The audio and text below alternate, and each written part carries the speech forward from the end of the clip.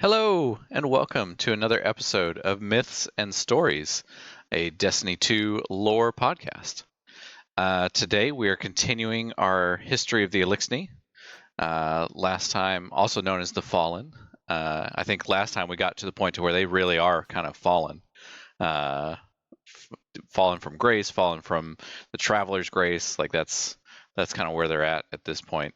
Because we had talked about, obviously, back in the beginning, their home on Reese, their golden age, their collapse, the whirlwind, the long drift, all the way into our solar system, the pirate cruise. I mean, they have had a very bumpy ride through their own history, and it just keeps getting bumpier. So the most recent thing that we did, we ended last week at Uldren. Being all the houses, all the different houses of the Eliksni had been dissolved, and they had all banded together under one house, a new house, the House of Dusk, and a very beaten and bruised and battered down Uldren had been brought before the Kell and appointed their king, kind of like he'd been appointed their Kell, and said the old Kell of Kings, House of Kings, said, "Lead us." And he said, "Sweet, awesome." And each one of them has a different motive for having Uldren being put in charge. For the Kell of Kings, it's hey, this thing has no honor and whatever, and so if we fail, then we fail. We're meant to be fallen. But if we survive and we thrive, then great. He's united us, and we are a united people once again. Uldren, on the other hand, is like, I've got an army. I'm gonna go fuck shit up. Pretty much, yep. So yeah, that's those are the two mentalities there, of the two different the meeting of minds there. But that all of that, that whole meeting all happened in lore entries that we got to discover during Forsaken, the first expansion of Destiny 2. But the timeline of that happened in between Destiny 1 and Destiny 2.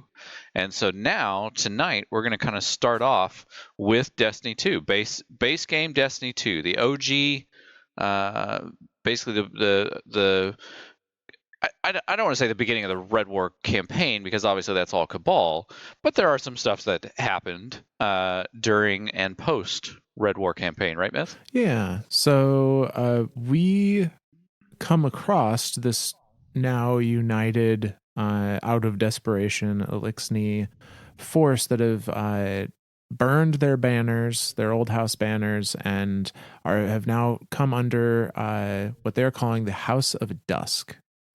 And although we don't know it at the time, we do have run-ins with this house during the original Destiny 2 campaign. They're certainly not the main focus. That is clearly Cabal.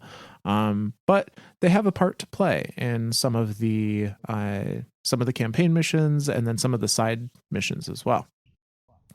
So the very first time we come across this new house, House Dusk, is actually when our Guardian makes their trip to the Shard of the Traveler. And to back up just for a second, because I'm realizing now I need to preface some of this. I was going to say, some of our newer Guardians don't have a clue what some of this stuff is. So I'm not going to go over the whole original campaign, but at the very beginning of the Destiny 2 vanilla campaign, all Guardians lost their light. The Traveler was essentially caged by Gaul. Light was cut off.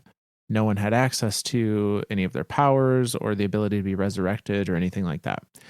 And one of the early missions to the campaign brings your Guardian to a shard that fell off the Traveler at some point, and landed in kind of a swamp. And you travel to this shard and use what light is remaining in it to restore yourself to your previous powers. But as luck would have it, you are not the only one that knows this shard exists and has power. And who would think But the Eliksni are also very interested in a piece of their god. Yeah. And so the House of Dusk is at the Shard of the Traveler, trying to siphon power away from it. When our player guardian shows up and disrupts their operations and then regains their light. Following this defeat at the Shard, the Fallen instead push an offensive against the Cabal, which we see a little bit of in the Arms Dealer strike. There's a portion in Arms Dealer where you're coming out of the fire base going to the ship, and there's a battle happening between if you don't skip it like 99% of us do and just like hop around the side does in the GM, and they're just like, we gotta speed through this, let's go. Yeah, but there's a fight happening between an Eliksni force and the Cabal forces kind of on the ramp of the ship there, and that is one of the main offensives of the House of Dusk, saying like, okay, we've lost control of the Shard. The light that was in it has already been tapped, so it's useless to us. So let's try and get some resources from the other readily available supply, which is the Cabal. And so they're trying to invade this ship, not knowing that it has been that a new commander has been placed, because we during the campaign had eliminated the original Cabal commander of that ship. So the Eliksni are trying to raid it for resources. And that's all that is like a push for resources, right? Like they don't, because I know during the Red War campaign, we actually go visit Io because the Cabal are trying to manufacture light. So there's none of that like manufactured light in the ship or anything. This is just a straight like the Eliksni are just like, we just need to get our hands on anything we can get our hands on. Yeah. They're purely just trying to find resources. Now, something that is interesting that they find is they come across a some kind of substance. It's never really said in any detail what it is, but they come across a substance from the Cabal that they discover can supercharge their ether. And this Cabal tech is actually used to create what is essentially like a super soldier serum, but in ether, and is distributed across a few Eliksni, across kind of this experimental group that has found it and is trying to figure out if it's viable. And the Guardian and the Vanguard clearly do not want super soldier Eliksni running around. Nope, that sounds like a bad idea. Yeah, they and the players know what that looks like with Randall the Vandal. That's canon now. You know that's exactly how Randall the Vandal became that. He was the experimental one. He was the experiment. But needless to say, Player Guardian discovers that this is going on, and we break into their super ether production and destroy everything there in the quest called Experimental Treatment. And then we, for the most part, any other happenings between the House of Dusk and the Guardians on Earth are just little skirmishes, public events, that kind of thing. Because that's a big thing to note there too. Is we're talking a very broken race here. Like we're like the Eliksni, we have beaten down or killed, just outright killed most of their Kells, Archons, Servitors, Barons. I mean, we have literally dismantled the Eliksni from the top down, and they are very much a broken people. During the events of D2, the vanilla D2, it's really like they're scrounging for resources. They are, they have more numbers under House of Dusk than any single house had before, just because all the survivors have come together. but Sure. that does not mean that they have a good command structure or supply lines, or they came together out of Definitely not desperation. thriving. Yeah. Yeah. No, they are trying just to survive. Um, so that brings them to the next place we come across House of Dusk, which is Titan, which is no longer in the game. But say Titan is a moon that was essentially just a giant methane ocean. Uh, but there was not only some kind of more industrial areas that we could access, there was also an area there called the arcology, which was kind of like a center for, you could think of as a university. It was a center for education and research. Kind of like Ishtar Collective back on Yeah, Venus. yeah, very similar. Yeah. So there was this arcology, which had a lot of untouched, areas to it that the elements of time had gotten to, but no one had really gotten in there and raided it for technology. And the Fallen did not know that this Titan outpost existed until Zavala fled Earth in the after losing light, fled Earth because the city was lost, and tried to rally people on Titan. The Fallen picked up on his messages and his flight trails and followed him to this Titan outpost and discovered, like, oh, there's some things here. Maybe we can use this stuff. I still think that's the most like I don't know, not ironic, but like a Titan going to the moon Titan. Like it just like, Yeah. did you just go there to punch things? Like, are you being the most Titan thing to tighten your Titanness? Like, is that what's, I don't know why that always stuck with me, that Zavala, the head of the Vanguard and the head of the Titans, went to the moon Titan. And that was his full thought process. It felt like I'm just gonna go to a place that's named after me and call it good. Well, he did know that Commander Sloan was there to do kind Another of base Titan. operations, but yes, another Titan. You see what I'm saying here?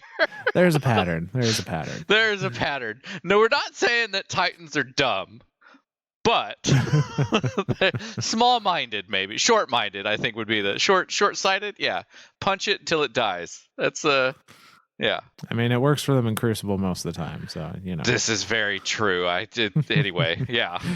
But so amongst the various Golden Age technologies that are discovered on Titan, one of them is a reactor, a methane reactor. And all of this stuff was used to like power the arcology, right? Like this was like they had like old what are they called? Like wave.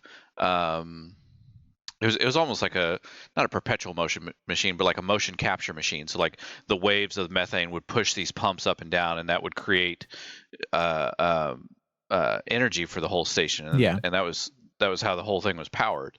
And so is this like one of those like, obviously not a motion capture thing, but a reactor using methane the same way like a nuclear reactor would use nuclear rods? Yeah, that's kind of how I interpreted it. They don't ever go into much detail about the science of how this reactor works. Only that How dare they? they send, they being Sloan, sends the player guardian after it because it is necessary to restore power to the ship, to the kind of industrial outpost that you're on. And so our guardian is following, the reports of where this reactor is supposedly at within the arcology. And we're not the only ones that are interested in it, because this, reactor essentially just generates energy off of methane, which Titan is a literal ocean of. So pretty readily available energy. The Eliksni are also very interested in that. they want to know, or they want to have the ability to create large amounts of energy because they need that in order to boost their ether production and keep themselves alive. So, during this mission, as we are going through to get this methane reactor, we come across a group of House Dusk under the leadership of a captain by the name of Mithrax. Now, when we're going through this mission, we don't actually know that though, right? Because he it doesn't say like when we come when like if we mouse over him or reticle over him with our gun or anything. There's no title. It just says captain, right? No, it gives him a title It does at give. the very Okay, I end couldn't of the remember if it mission. actually. Okay, Yeah. I couldn't remember if it gave a title or not, or if it was just a the whole time like he's just there, and you're just like, what is this captain? Yeah, for most of the mission it is that you're playing kind of this game of cat and mouse where you'll see this captain kind of always a step ahead of you, going through these areas of the arcology, leaving behind patrols to try and like delay you, with the intention of getting there before you. Additionally, not only is the Guardian going after this reactor, but the areas of the arcology that are being traversed to get to it are under Hive control. So the Eliksni are fighting the Hive, and we, the Guardian, are fighting both to try and get to this reactor first. And we're never given an opportunity to like move our reticle over this captain we're chasing until the very end, when we arrive. And after this actually kind of a long, and even Ghost throughout it references like, man, they're keeping ahead of us really well. Like, this is a smart Eliksni. And we finally get to the end where the reactor is stored, and we find this captain that we've been chasing this whole time is in a fight with a Hive knight. And this is the opportunity where we can mouse over them and we can see the names, the name cards above the character models. And I don't remember what the Hive Knight was. It wasn't anything of great nothing import. of crazy importance. No. But when you mouse over the captain, their name is Mithrax. And we have a choice here as the player. So good to remember, this is D2 vanilla campaign. This is before Mithrax as a character had been introduced in any way in the lore or in game story. This is our first run in. And you as the player have the option to decide how you want to settle the conflict between this captain and Hive Knight. You can kill the captain, and then the knight will attack you, and you kill the knight. You can load up a rocket and just get both of them. Or I don't know why that thought of just like, hey, there's two guys here. I'm pretty sure I killed both with a single rocket. Click, click. Let's go. Click, click, boom. Or if you make the choice to kill just the knight, something interesting happens. You kill just the Hive Knight, and the captain stops, does not attack you, is not aggressive towards you, stops, and kind of like bows their head to you a little bit. I was going to say, he does that bow that Shiraido did to Mithrax. That like very proper greeting bow, I think. Yeah, no, I think so. It was such a cool moment, like, and it was this random moment, right? Like, nobody really understood what was happening there. Like, no, the name of the mission was "Enemy of My Enemy," and that moment at the end, that was a true like choose your own adventure moment there.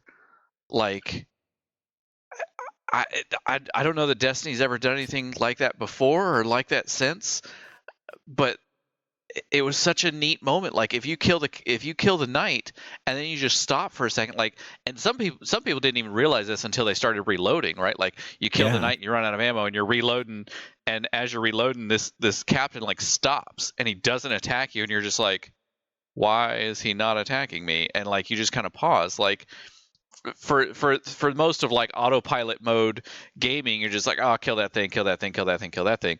But in that one moment of like, oh my god, he didn't attack me, and then he bows out, like he literally does this like nice proper Eliksni bow and then transmats out, and you're like, what the fuck was that about? Like, it's such a cool moment. I can't, like, if you, our viewers, have any chance to go check it out on YouTube, I'm sure there's videos of it.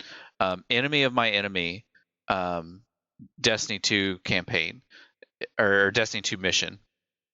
uh the ending of that is just, it's such a good, such a fun moment, in just in gaming in general. It really is, and a little out of game lore about that moment. There was a interview, I believe it was with Game Informer at the time, about uh, that that mission. I think it was when Zero Hour came out, because we see a reintroduction to the Yep. Mithrax character, which we'll talk about. But they had asked them, was this all planned?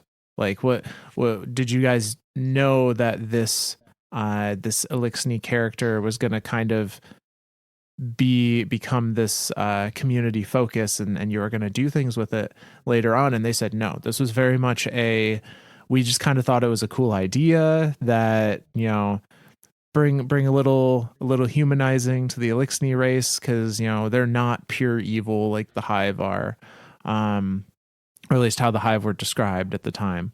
Sure. Yeah, and we wanted just to give a moment to give players a little bit of pause, and a little Easter egg if they didn't have an itchy trigger finger. And that one little, oh, this would be kind of neat if we did that, turned into this huge, like, people in the community loved that. They loved that. That's what I'm saying. There was like now this Eliksni character that was maybe non-aggressive, and like that opened up so many theories from people, and like that one moment and the community's love for that moment essentially turned Mithrax into a character that is now one of the main characters of the Destiny universe, which is so cool. Off of just a random mission, like, all of this lore that we've been talking about with the history of the Eliksni, I don't even know, like, hardly half of it really existed. I mean, obviously there's the stuff in D1 where like the houses were still crumbling and collapsing into nothing, and we had the Kell of Kells with Skolas and all that stuff. But like a lot of this lore that we're reading through the last few episodes is all lore that was discovered way after D2.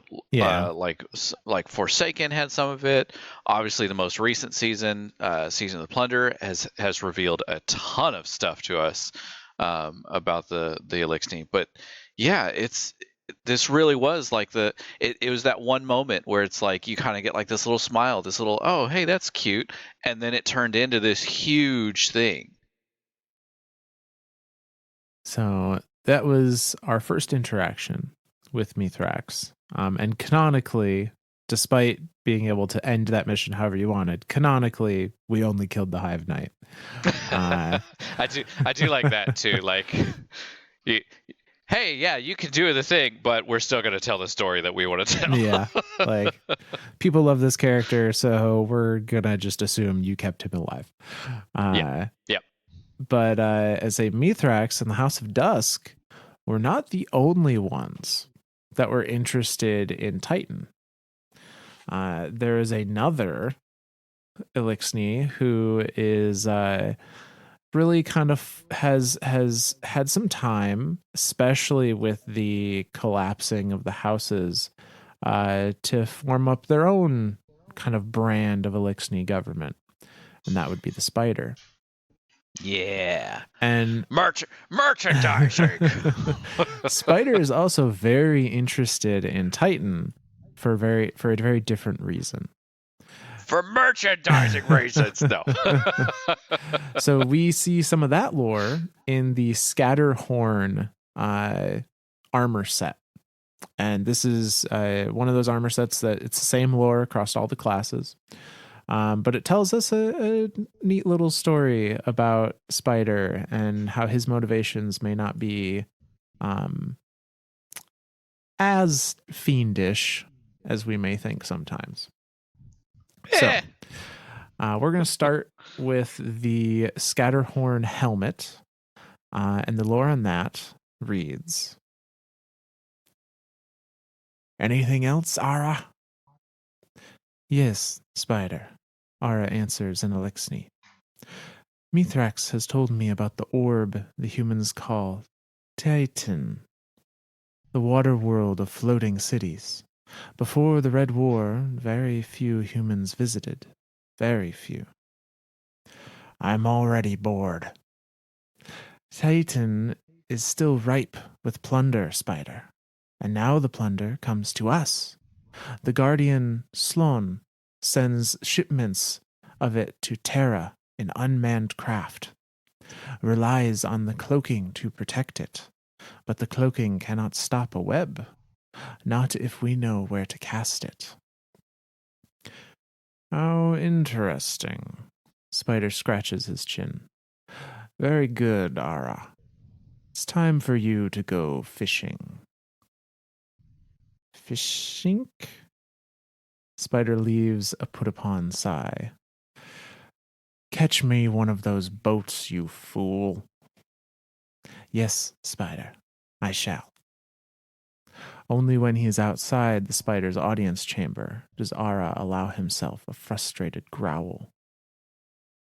"Catch a boat, Ara. Yes, that was the idea." So that's the end of that lore.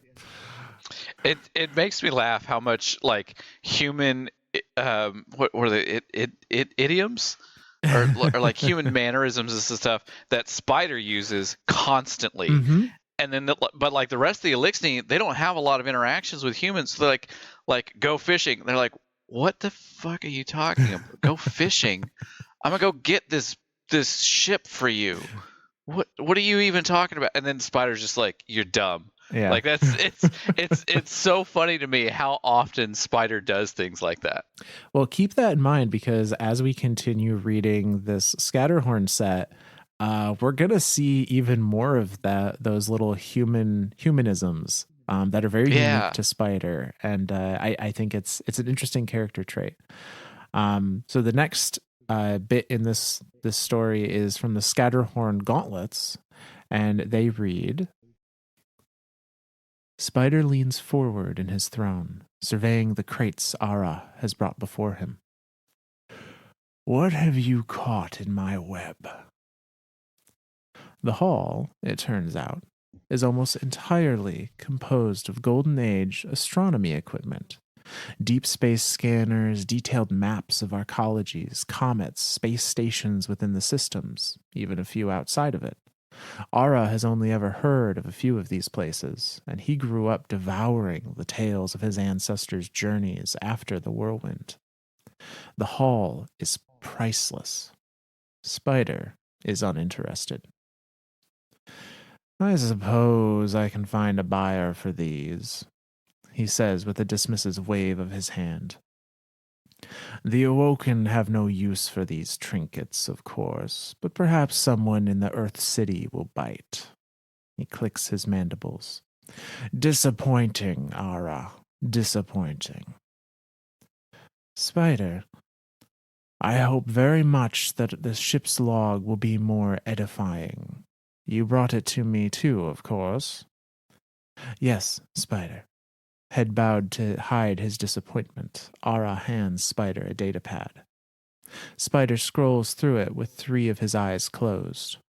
Only when he reaches the bottom do all of them open. "It says here that your Sloan believes an unknown party is stealing from Green Dove Arcology." "I am stealing from New Pacific Arcology," Ara says with a trace of a pout. Spider ignores him. "Ara, let Brivy take over the web. You will discover for me the identity of this enterprising thief. Yes, Spider. And that's the end of the gloves. Yeah. Somebody's stepping in on my territory. That's yeah. Spider's not put up with shit like that. Like he is he's a mobster. He's a black market dealer mobster that's like this. I'm a run. I mean, we talked about it last time of like, hey, I'm going to offer you a fair day's wages and paid time off when you get sick. Come work for me, and we'll make merchandising work for us, right? Like that's his whole thing. So yeah, if somebody's going to be stepping in on his and his territory, he considers the entire solar system his territory. Like there's no like, it's not like, oh, hey, I'll take these couple of moons and I'll take. I mean, he's a mobster. Like everything is his. Full stop. Yeah, if it is black market, it is his. Yeah, if it's soul system, it's his. Like that's maybe even stuff outside the soul system. He's very much like anything that he can turn a profit on. Like that's it. And it's interesting to me here. And I guess I kind of get it. Like Mithrax is very much like what are the Awoken? Because that's I want to say that's like his primary market is the Awoken, just because he's based out of the Arif, and what little Awoken are left are they're almost like, what would you call that? Like mutual. I don't want to say mutual parasites, but like the spider of the reef is thriving with his business because the people of the Awoken that are living in the reef need that extra bit of like oomph to kind of keep going, because we're talking the Awoken are also broken people. They've lost their queen, they've lost the prince, they've lost. I mean, it's like Petra became kind of like head person in charge by proxy, or not by proxy, by necessity, and so like you've got these two people that are really kind of feeding off each other, and so Spider's always looking for something that's going to turn the best profit towards the Awoken.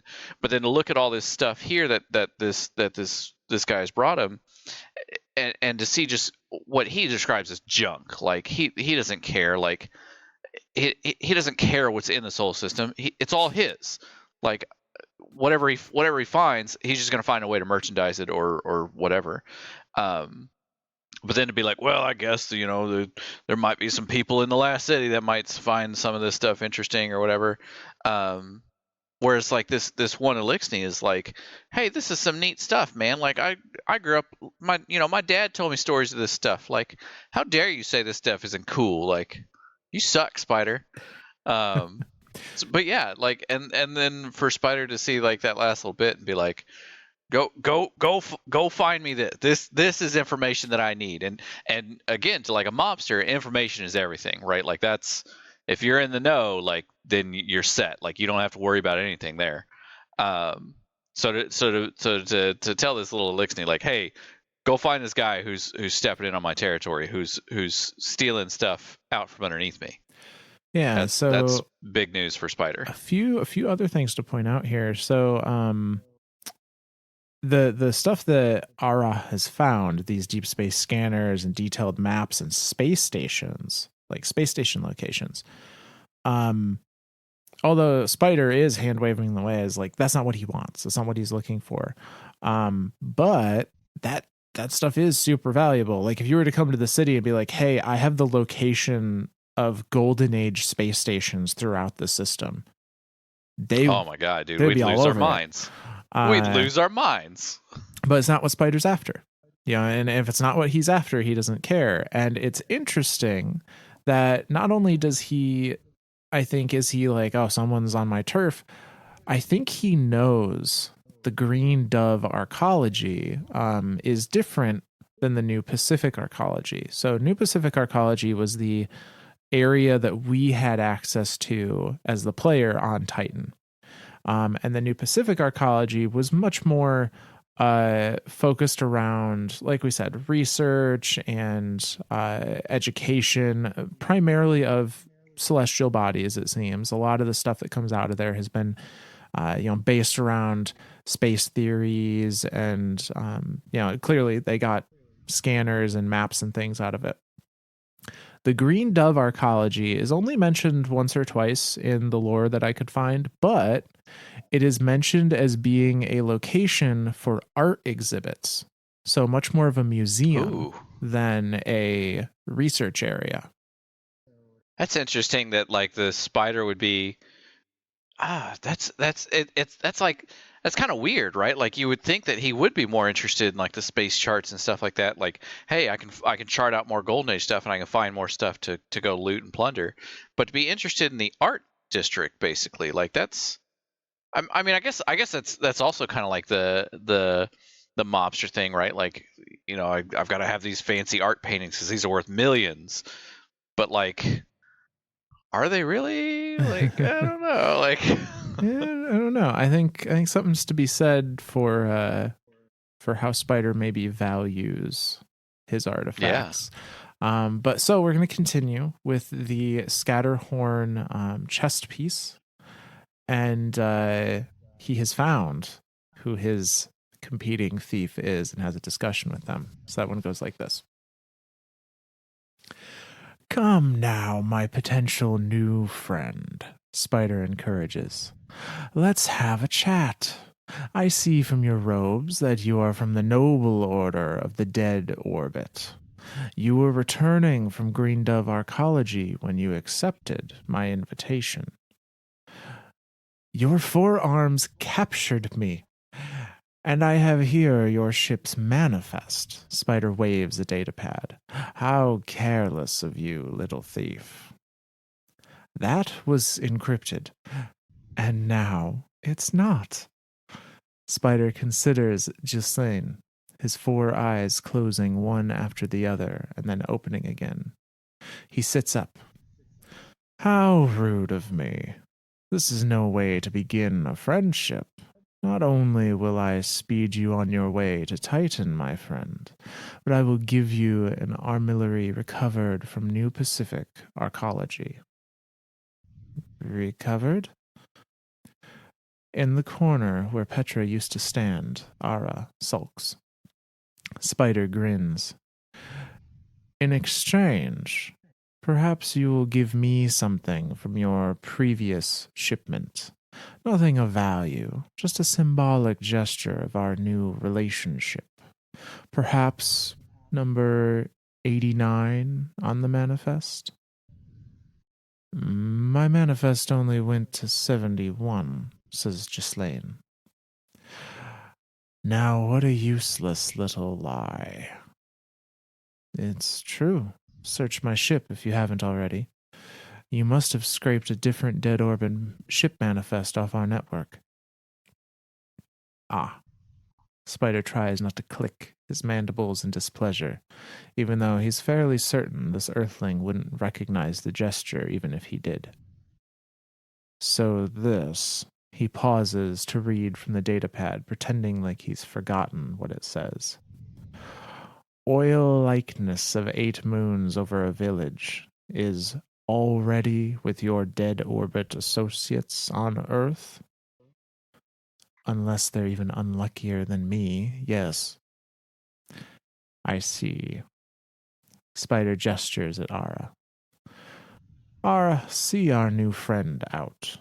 Make sure she and her ship leave here unharmed. And that's the end of that little lore bit.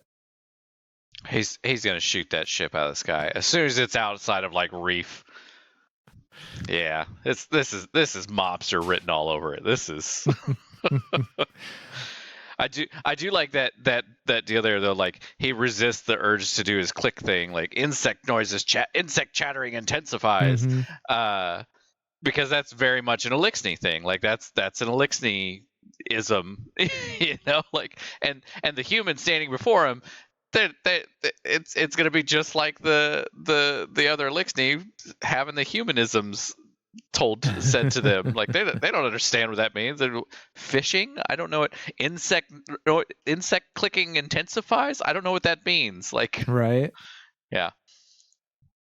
I always imagine everyone in game just has like in their feed, right? Like because everyone like in game you're wearing a suit, and so like inside your helmet, like your HUD that appears on your screen that shows like your ammo and your super and all that stuff. That's actually supposed to be like the inside of your helmet.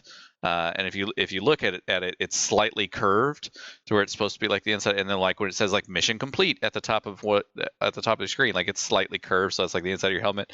I imagine everyone canonically inside their helmet has a translator, and it has you can turn the subtitles on, and so when like if an Eliksni is like clicking at you, it literally will just pop up with just like insect noises intensify in your helm, and you're just like, I don't know what that means. That's what I imagine every person in game has in their helmets is just this little subtitle that pops at the bottom of the screen. Anytime an Eliksni starts clicking at them, they're just like, I don't know what that means. Do I answer back? Do I not answer back? Are those good I don't know clicks what or he's bad doing. clicks? Or... I don't know. But no, so Spider learns whatever this item is that he's after is in the care of Dead Orbit. And he sends Ghislaine on her way. However, he has another operative within Dead Orbit that he can now try and tap for information. So we see the continuation of this in the Scatterhorn boots, and they go like this. Spider's operative within Dead Orbit is a man named Howe, who sounds truly terrified to receive a direct call from his covert employer. Spider buries his real desire within a long list of weapons and ammunition, but Howe still manages to single it out. Did you say number 89 on Manifest Dove 15? I do not believe I stuttered. But it's so old, pre-Golden Age. We think Lynn's best guess is that it was part of a moving art exhibit. You tell me nothing I do not already know. But why? Why do you want it? Spider might have let the man live up until now. A pity, really. All you need to know is how much I will pay you if you bring it to me. All right, Howe says dubiously. Give me 100 hours. You have 40. Spider ends the call and begins the process of wiping it from the records. That's the end of that lore bit. What is this black goo? Like, is this darkness stuff? Is this Siva? Well, so the description we have of this item that he's after is oil likeness of 8 moons over a village. That's the only descriptor we have. Likeness of, so like an oil painting. It is coming from an art exhibit, so that would make sense. But then he describes it as like a moving. Like, is this oil alive? No, it can't be alive. It's got to no. So I think that's silly. I think when they say moving art exhibit, what they're referring to is like an exhibit that traveled across different museums. Oh, like a okay, traveling exhibit. Okay. Yep, I gotcha. Okay, I was thinking like the items in it moved. Like the items in it had like moving stuff in it. Like they would like almost like a shifting picture. Like if you step to the left, the whole thing would shift and it'd be a totally different picture. I was thinking this stuff was like shifting and like creating different pictures. Okay, I'm following now. Yeah, gotcha. On the same page. Got it. Okay. So Spider wants this painting thing. Spider wants this painting thing. So here's a thought on this painting thing. Like, either I guess I have kind of two thoughts on it. One is like he sees some type of genuine value in it. Like, oh, this is a piece by Monet. I gotta have it. Like, or like the other half of it is like, is this picture something that like depicts an area of the soul system or something that possibly has like some like hidden message in it, or like, hey, they drew this picture and there's a thing in the picture, there's something drawn in the picture that nobody else has recognized as being important, but Spider's like, I know where that is, and there might be something at those coordinates, so I'm going to go to that location and see if that thing really is in the picture, type thing. Those are my two thoughts on it. Are either it is like a very valuable painting, or there's something in this picture that he sees, that or that he has seen, and like, I need to go to this location and find the stuff there. Yeah. Well, we're going to find out. Okay. But the picture is not alive or The moving. picture is not God alive or dang moving. No. it. I feel silly thinking of it that way, but I like. No, I can see But what, at the same time, I can like, see where it came it's not from. like out of possibility, right? Like Yeah. that could have been a thing. Okay. So we're going to finish off this story on the from the card on the Scatterhorn class item, and that one goes like this: How's body grows cold by the time Spider can tear his eyes away from the painting. Beautiful, truly beautiful, and achieved without a traveler or any of its nonsense. He waves to Ara with a lower arm while holding the painting with the other three. Clear the room. Ara bows and exits, dragging Hao's body with him, and the doors slam closed. Spider pushes himself to his feet and turns to face his throne.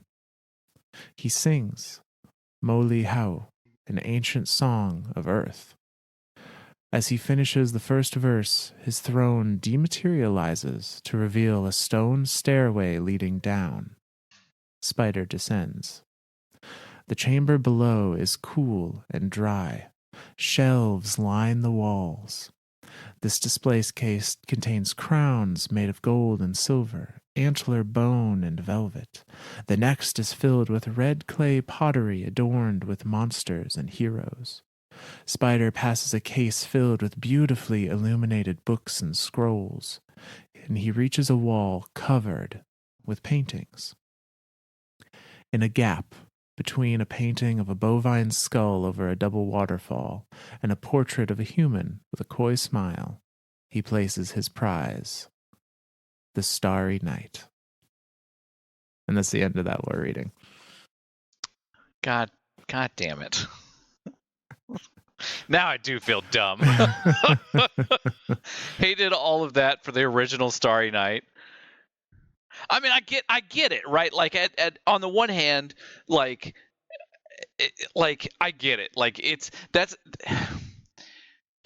funny to me to think of like, and again, you know where my mind goes with stuff like this, to think of like World War II and the way that the Nazis were like hoarding all the art of Europe, and when the Allies came and like were going through caves and they were just finding, I mean, there's still hundreds, if not thousands, possibly millions of art from pre-World War II that's just missing, that's just disappeared, that, you know, some random guy picked up and was like, I'm going to hide this, and it's hiding in some dude's attic in some random village in Austria or something.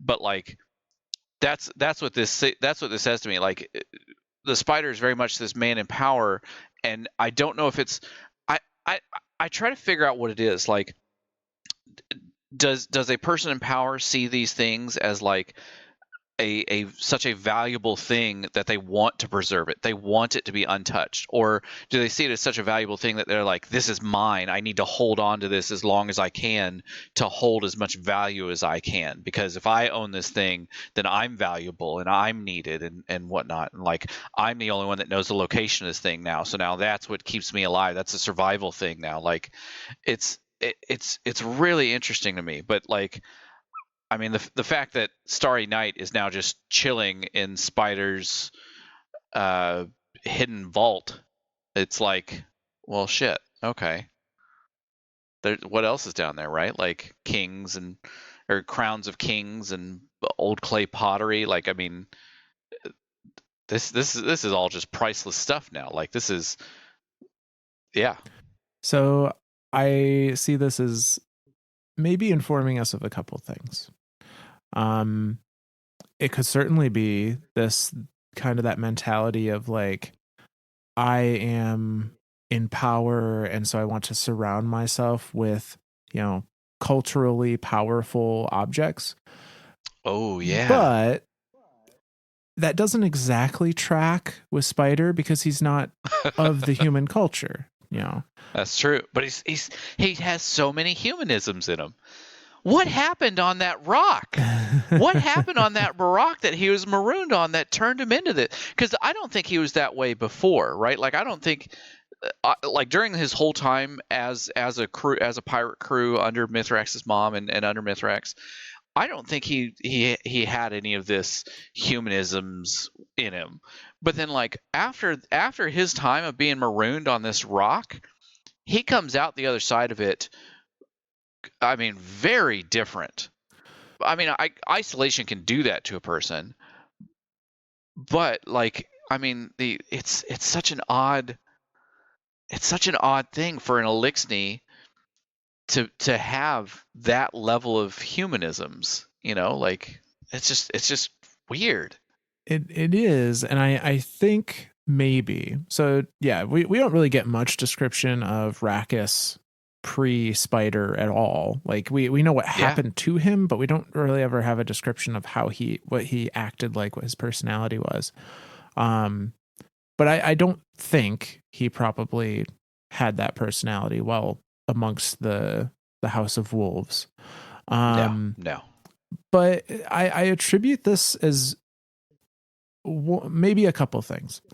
Um, I could see this as a fascination, the same way that, you know, people nowadays collect, like, you know, we'll collect relics from World War II, or we'll oh collect sure, relics from, you know, various bygone ages, that they're fascinated with that period of history or that culture. Could be the same yeah. thing. Spider is fascinated with humanity and humanity's past. Because he does call out the whole like this was created before the Traveler. Like he very much wants that stuff that's like pre Golden Age. Right. That's what this entire vault seems like. Is it's all stuff that humanity had created before it ever even saw the light. So I'm curious if it's like, well, if this is what humanity did before the light, maybe the Eliksni can return to something like this. And I think that might be part of it. I think Spider has never outwardly been like, you know, very anti-traveler, but he's also never been very pro-traveler in any of the discussions Sure. we've heard. And I wonder if on some deep level, this is Spider going, you know, this is what this race did. This is the culture this race had before the Traveler. They created these works of art before the Traveler. And maybe he, even though he can't go back to Reese, and, you know, maybe there are no ruins, no relics to pull from Reese, he's kind of seeing it as a like, this is what can be accomplished even without the light. This is, we can still Yeah. have something. We can still have creativity and culture without it. Because the house that was of art, and you know me and names, I'm horrible with them. Um, was that house? Was it Rain? Let me look. You're gonna make me go back now. I know. I'm sorry. Yeah, it's okay. I that's on me. I suck with names. It's so, No, anytime I have to remember something. it was the House of Gentle Weavers. It was the House of Wolves before they became the That's House of right. Wolves. That's right. That's right. So. I mean, presumably there's none of their art or anything left. And it's even interesting to me too, like how he gets into his vault. He sings an old human song. Yeah, his password is a human song. Yeah. Like it's I don't know. I like that theory though. I like the idea of like it's he sees this thing of like, hey, this was pre-light. This was before the light. Like we know how powerful humanity is with the light, but look at how culturally powerful humanity was. Maybe now here's a question. Okay, I'm just now putting two and two together. Okay. Not Mithrax, Rackus, Spider, Mm-hmm. was given, and I put that in quotation marks, to Mithrax's mom, Yes. by Aramis. What house was Aramis? So Aramis was the House of Dancers, which became the House of Devils, and they were Okay. the technologically known to be technologically savvy, but were also known to be the most generous and charitable of houses during their golden age. God, that is like there's things are starting to click. You see what I'm saying? Like Uh-huh. if that's the original house that Mithrax was from, like that shows like his quote unquote generosity. I put that in quotation marks too because that's That Spider was from, not Mithrax. right, Yeah, yeah. spider. But I mean Spider's generosity is questionable at best. Um, but yeah, so it like maybe and then now Mithrax's house was um his was the Weavers, right? Yeah, Mithrax was His mom was of born the to Weavers. the Weavers. So to have um a very young Rackus go from one house to another, be like kind of shoved into this other house, albeit during the pirate crew times, to see that level of hey, this was art there. Maybe he saw stuff. Maybe he had some interactions with Mithrax or some of the other crew members of that pirate crew that told stories of the House of Weavers or had relics of the House of Weavers to show art, and it fascinated Spider at that point. And then he was just like, "Wow, this is what we had as a race, as like this was our culture." And so now seeing him this much further in the future looking for things that are of similar style or similar value, cultural value among the um, among humanity, to have that in his personal collection, it's almost like a reminder of like, hey, we used to be like this. We used to have an entire house that was devoted to song and art and festivals and culture. Maybe that's what he's seeing in this. Like that's just there's a lot of things that are starting to like Mm-hmm. click together now. Like it informs a little bit of, I think, Spider's personality. I think he has, yes, he is very much the mobster, but I think he has also an appreciation uh for cultures, and wanting to see cultural items of cultural significance be protected. Yeah, And I don't know. It's just an interesting little peek into his personality, or an aspect of his personality. I love it. I love it. It it informs so much more than I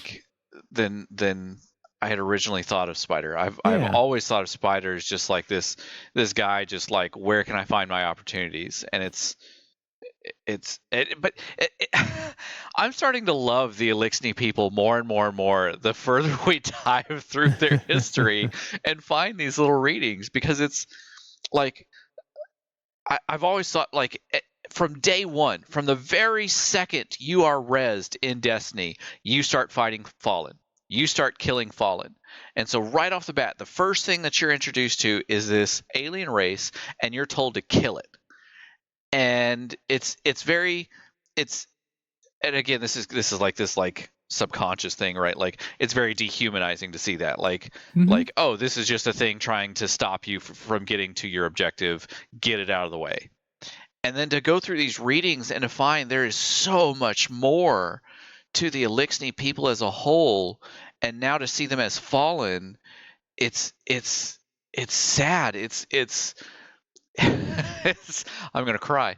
It's very emotional to see the fall of this people to what they are at this state now, and again they've bounced back a little bit. I feel like yeah, in more recent seasons and stories throughout Destiny, but like to see that they were a culturally advanced people. They were very technologically advanced. I mean, they're so much more to the Eliksni than just, hey, these guys are trying to stop you from getting your jump ship. Go kill them. Yeah, so that's gonna kind of round off our times on Titan with the Eliksni.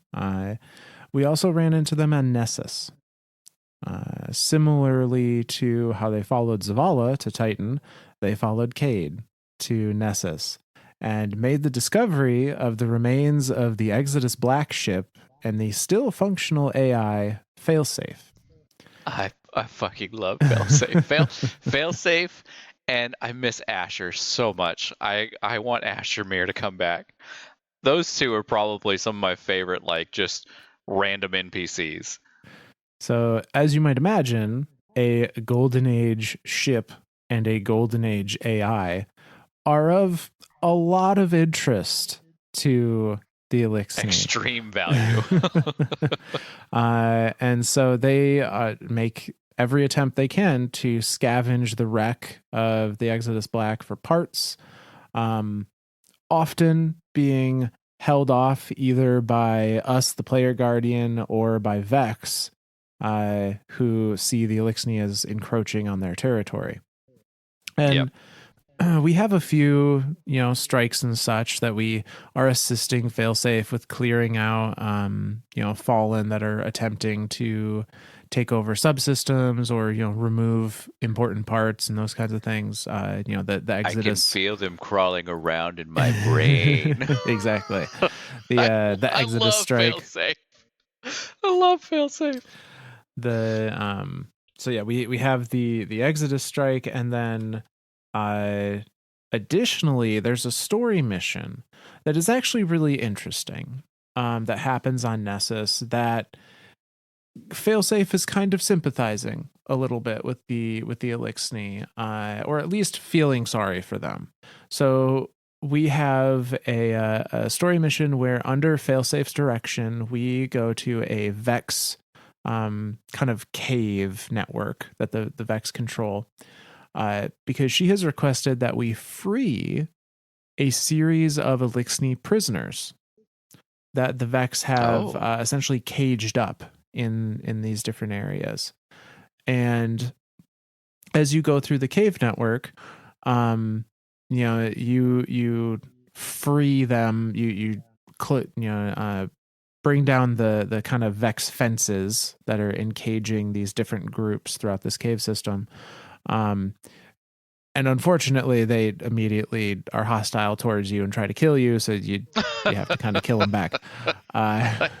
It's not like enemy my enemy, where like you free them as you're going through, and they're just like, oh thanks, and run off. Like they turn around and like, oh shit, a human, kill it. Yeah, and Failsafe has a very somber line along the lines of, it's like, well, at least they're free in death still. Just like, okay. God damn it, Failsafe. Like, why are you so...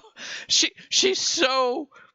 I love Failsafe. She's so blunt, but it's because she's an AI. Like, she does... But she still has personality, right? Like, she has her two sides that are kind of fighting each other the whole time. Not fighting each other, but definitely showing two types of emotions. Yeah. One is this very joyous, like, hey, let's go help the captain. And the other one's like, I guess, because it sucks down here, because it's dark and brooding and depressing.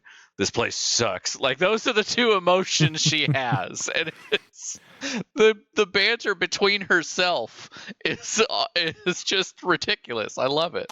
So the bit that we learned during this mission, though, as we're freeing these Eliksni, is Failsafe has accessed the Vex network to a degree to know that they were there, that the Eliksni were there, and what the Vex had intended for them. And she says that the Vex were intending to use this as an opportunity to further study the Eliksni and their battle patterns and try and, better hone their simulations to counter the Eliksni. And makes sense. In order to do that, the Vex made the offer to the Eliksni prisoners of, well, if you fight each other, we'll let whoever survives go. That's a lie on the Vex. But It you is know the absolutely Vex a aren't. lie on the Vex's part. That's a complete level of bullshit fed to him from the Vex. Like, there's no way the Vex are gonna be like, "Hey, you two, fight to the death. Whoever lives, we'll let live." As soon as the one lives, he's gonna be like, "All right, thanks," boop, and kill them. Like, Yeah. that's You lived 1 second thanks. longer. Boom. Thanks for the data, Yeah. because that's all anything is to the Vex is data. Like, everything is just data for simulations.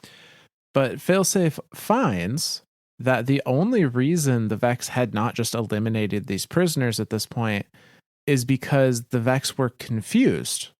Because when they made this offer to the Eliksni prisoners, all of the prisoners unanimously refused to fight each other. Oh, that's like a conundrum. That's like one of those, like, divide by zero, and the Vex are like, "Meh, error, can't do." Like, that's Yeah, the Vex have a very yeah, hard time trying to understand a thing not doing what is most optimal for its own survival. yeah, yeah. That's what happens when you have a logic-driven being. Like, if something illogical happens in front of it, it doesn't know how to compute it. No.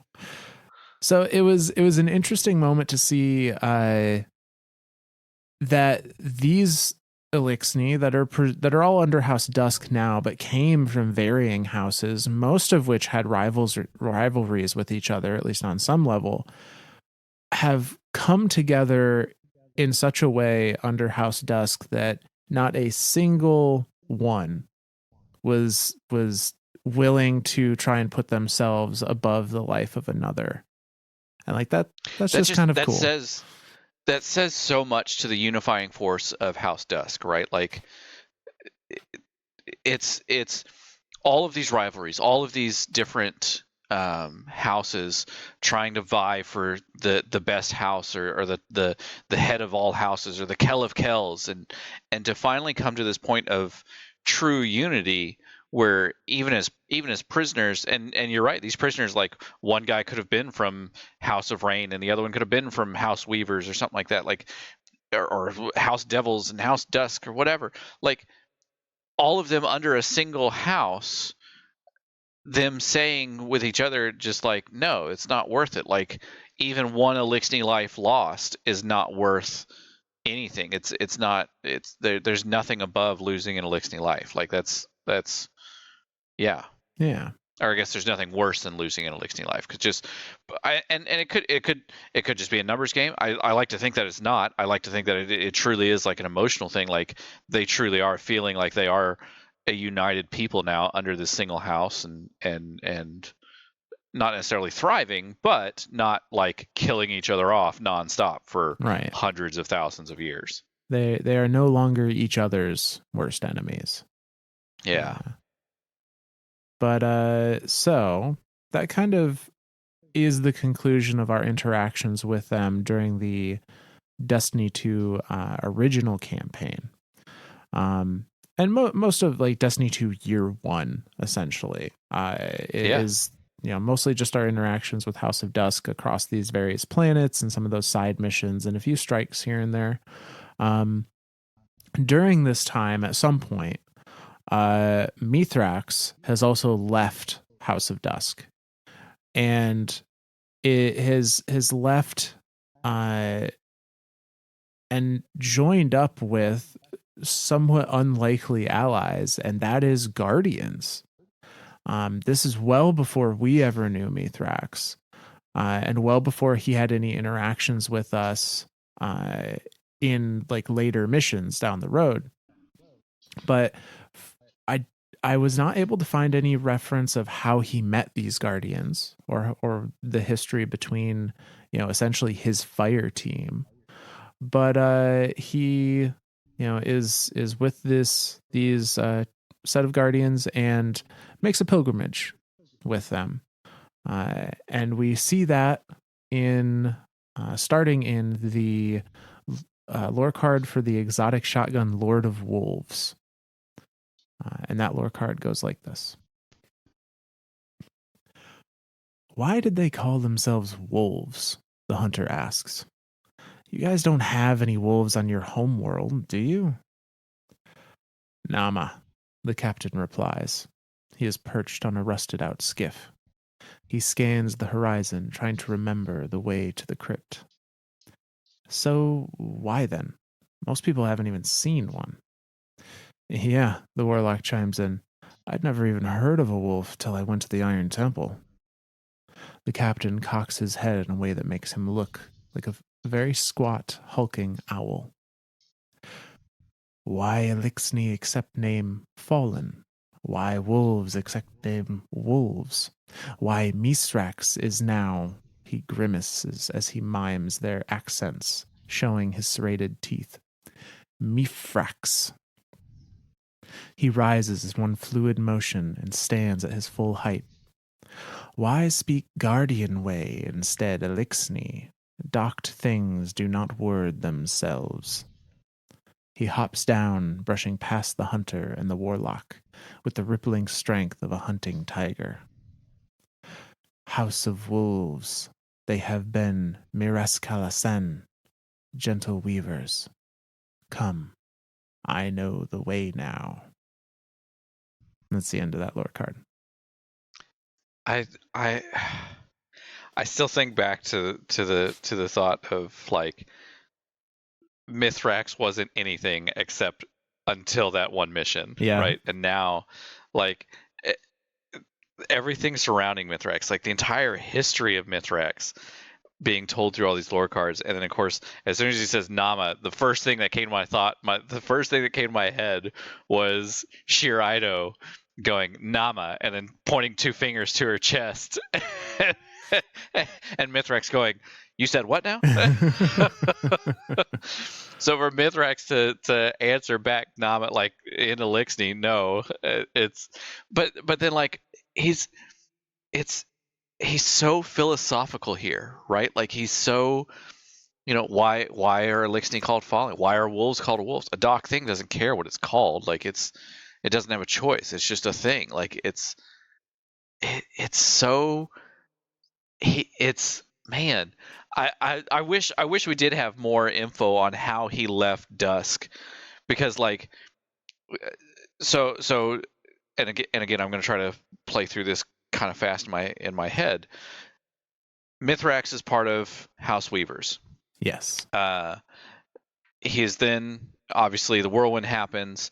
He is part of the pirate crew with his mother, who discovers Nezarect, chops Nezarect up.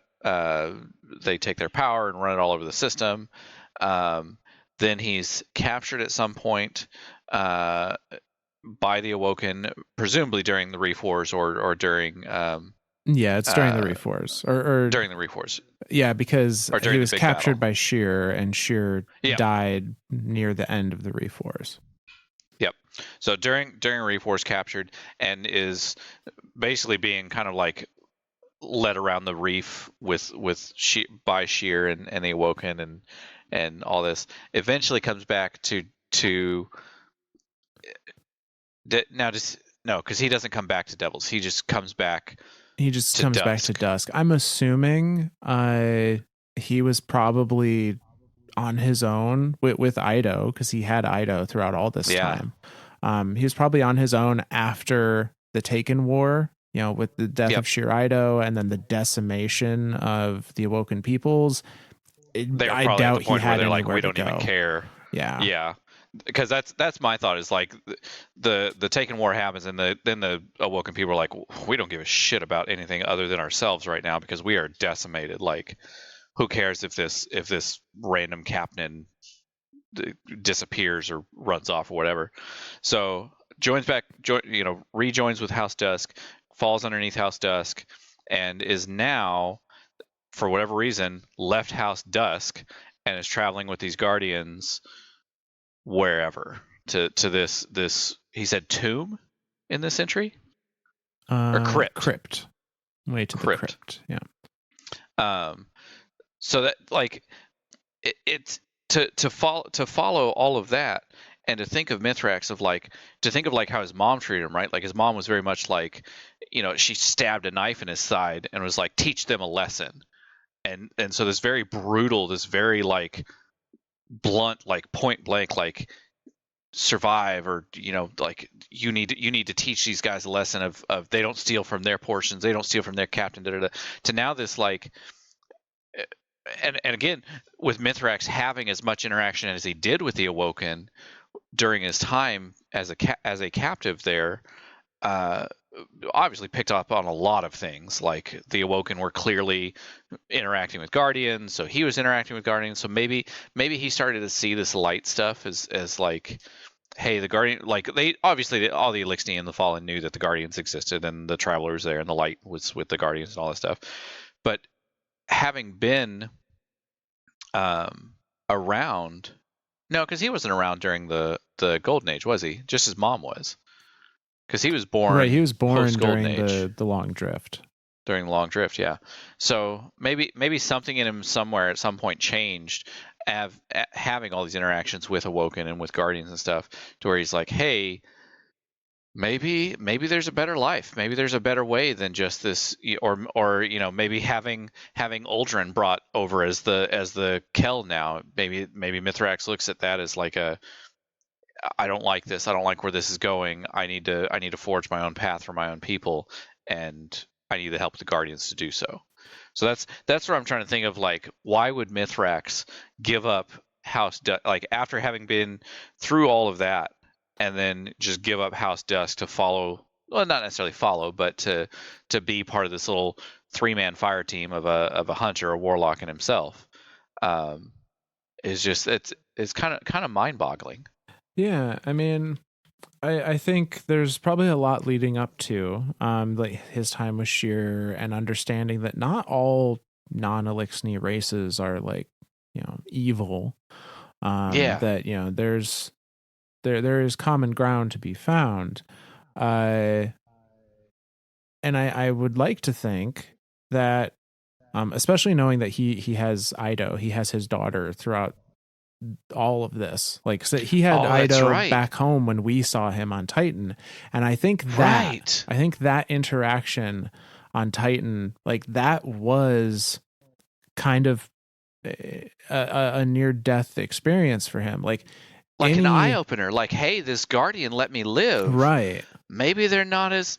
Holy shit! That mission is so impactful. Like, holy shit. Because that was a moment where Yeah. 99.9% of the time a Guardian meets an Eliksni. Eliksni is dead before they know what happened. And now Yeah. Mithrax has come face to face with a Guardian that has broken that idea, has broken that mold, saved him, and then allowed him to Yeah. leave to go back home to his daughter.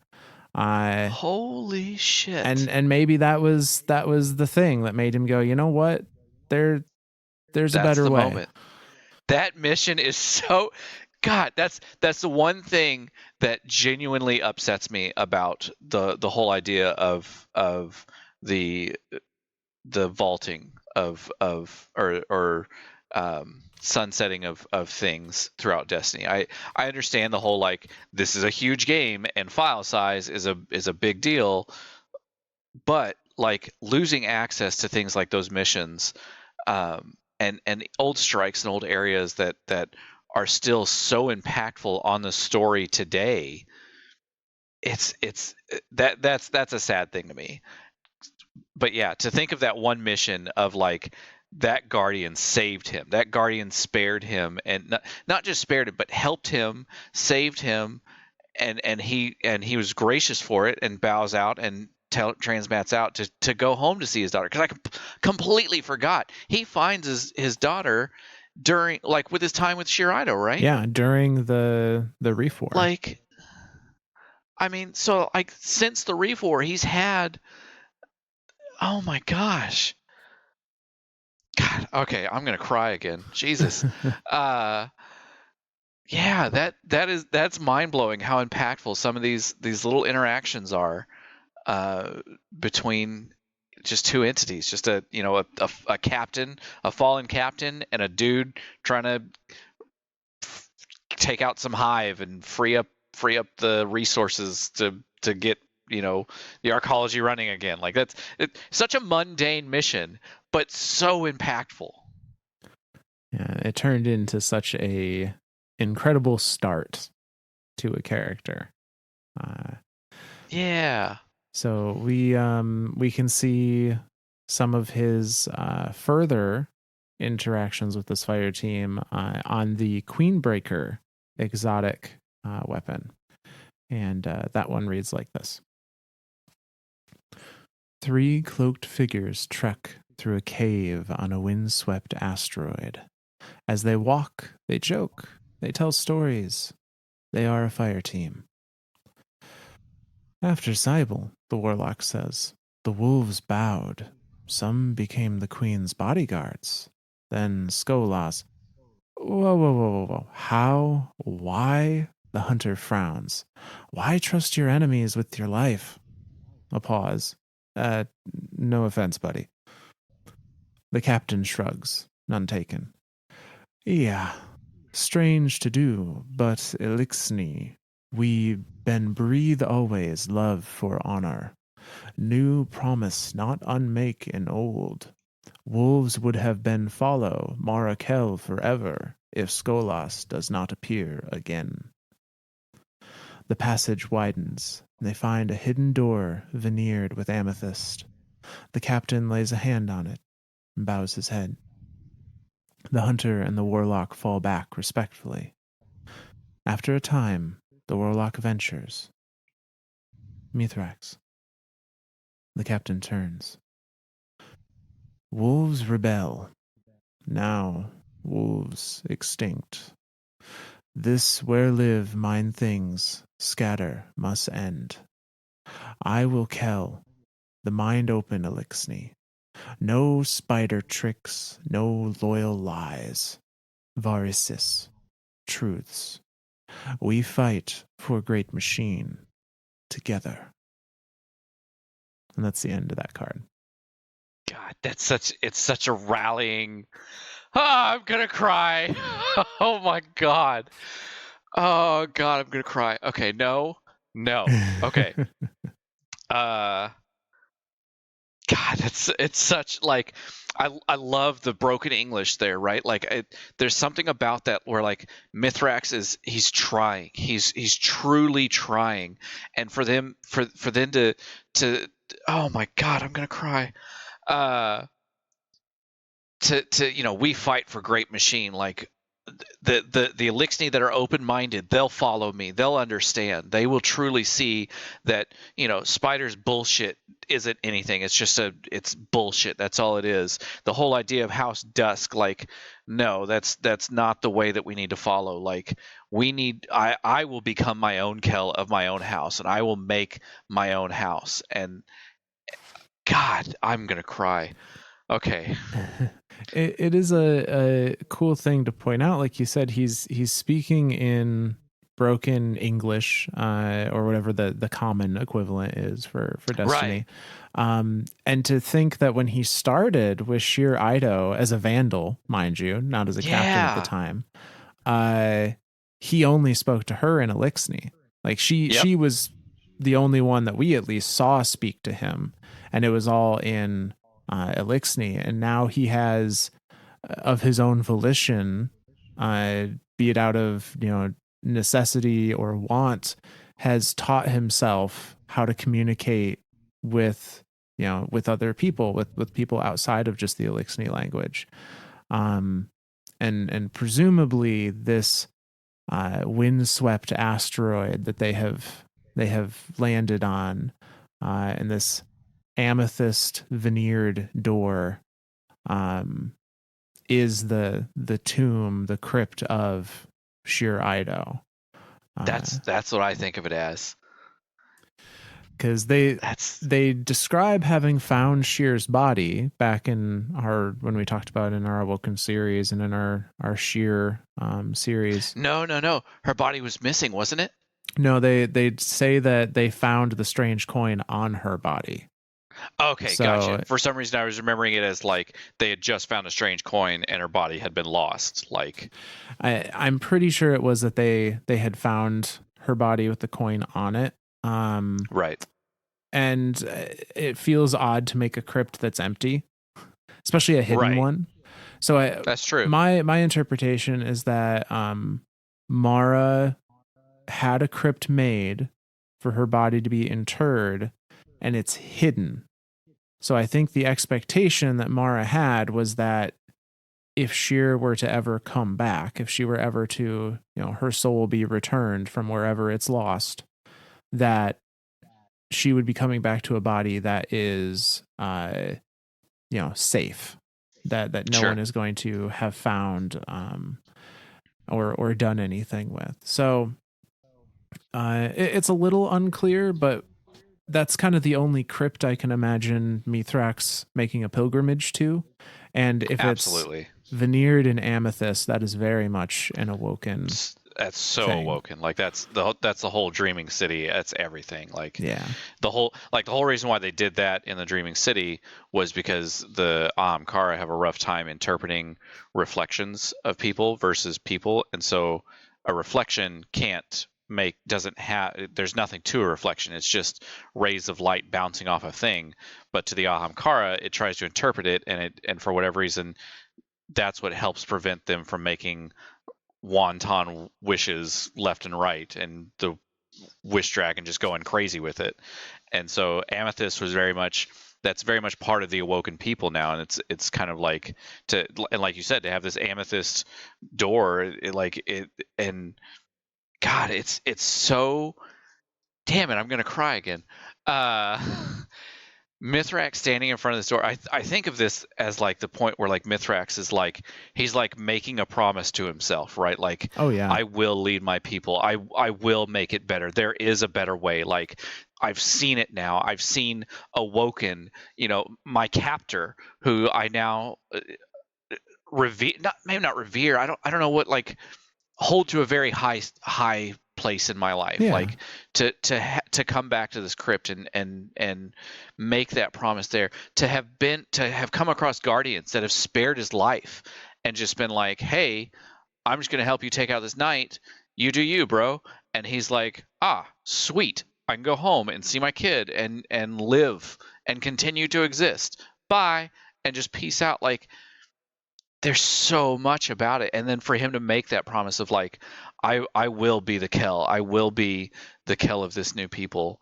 I will lead the Eliksni that want a better life, that don't want to be part of Spider's bullshit, or part of this House Dusk of like scrapping and scrounging for any little piece that they can get. And we will be a thriving people again.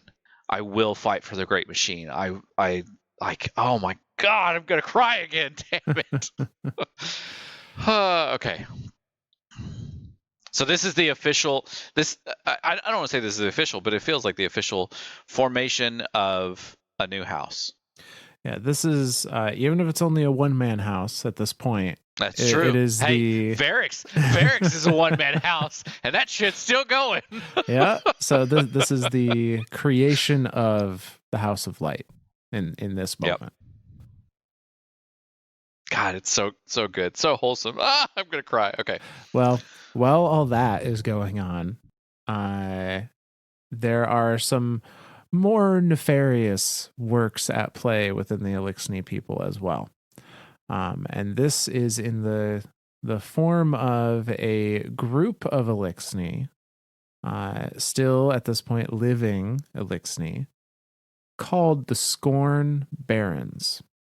And I want to preface a little bit, because we associate Scorn with the race Scorn, which are undead Eliksni raised with dark ether. Well, before the Scorn were a thing, there was this group known as the Scorn Barons, and this is where the Scorn race gets their name from. And these are barons in the sense of like the hierarchy of a house, like an archon or whatever. They are the barons of whatever. Right. And they are kind of they have labeled themselves barons. They're more a pirate crew than anything that just called themselves barons. Okay. This actually comes to us from not in-game lore, but a Game Informer article that was written about Destiny 2 Forsaken prior to its release. And in that article, they have some information that came from the writers at Bungie, that is not in game anywhere, as far as I can tell. Interesting. Some of this information and some of the scenes that are talked about can be seen in the Destiny 2 Cade comic book that they released a series of comics prior to Forsaken's release, and this was one of them. Was Cade kind of leading a group to deal with these scorned barons? But so the information from that article states: the barons were once a hodgepodge of lowly dregs, cast out from the upstart House of Exile. Forsaken and scorned by their own Eliksni comrades, and with no one to depend on but each other, they didn't just survive, they thrived through ingenuity, ruthlessness, and teamwork. They raided their fallen brethren's encampments, stealing ether and growing ever stronger. They pillaged and terrorized awoken outposts throughout the post-taken war reef. Like the cowboys of Tombstone, they became the scourge of the reef, overpowering other gangs of fallen pirates and scavengers, and rendering the once flourishing homeland of the Awoken further into a lawless frontier. Following the Red War, the notorious Cade-6 and a small elite posse of his most trusted guardians assisted Regent Commander Pt.5 in cleaning up the reef from the pirating of the scorned barons. At a standoff as legendary as the gunfight at OK Corral, the scorned barons were defeated.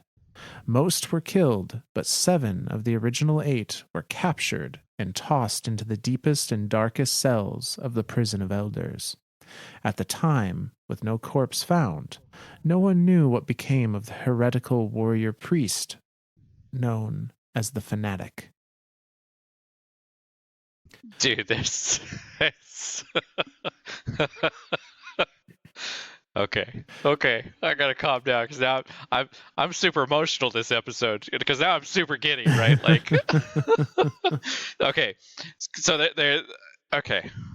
So these barons, these scorned barons, okay, they and yell at me if I'm jumping ahead. They eventually become the scorned barons, the the barons that we hunt down during Forsaken, right? Yep, this is the story of where those people came from, where those Eliksni came from, and why they had such a vendetta against Cade in Forsaken.